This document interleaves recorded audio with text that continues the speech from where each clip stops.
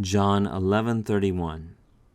Hoi un Judaioi, hoi ontes met autes inte oikia, kai paramuthumenoi autein, id ontes tein Mariam, hoti, takeos aneste, kai ex eilthen, eka luthesan aute, doxantes, hoti, hupage eista menemean, hina, klause eke.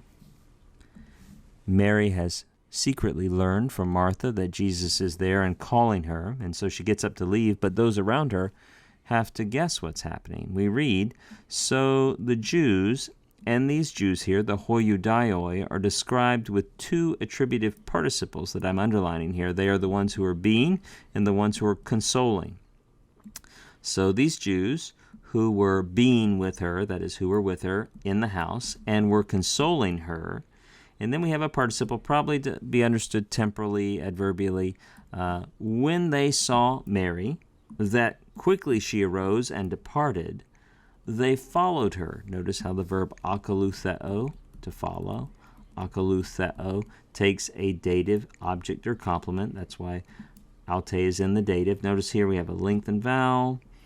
We have a sigma here. This is just an aorist active indicative, third person plural. They followed her. Don't be confused by this theta right here. That is part of the spelling of the lexical form. That is not a sign of the passive, right? They followed her. Thinking, supposing, probably a causal sense to this, and as we translate, because they thought that she's departing to the tomb so that she might weep there, so that she might mourn there.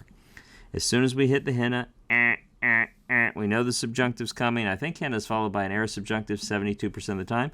We could just guess, or we could look, and we look. There's a sigma, bam.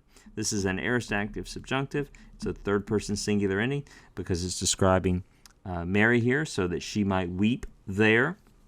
This is from the verb kleio, to weep. And you look at that, and someone with careful attention here is saying, well, hold on, how did that diphthong change? I thought the subjunctive would have been kleise. How in the world did we end up with an upsilon? Well, if you look this up in Mounce's Morphology of Biblical Greek, you will discover that the true root of kleio, if you look back historically in the Greek language, it used to end with a digamma. This is a letter that's dropped out of usage in the Koine period, and so it's resulting in some kind of awkward spellings back and forth in some of the forms. I tell students, when you see a word behaving strangely, assume a dysfunctional family history behind it.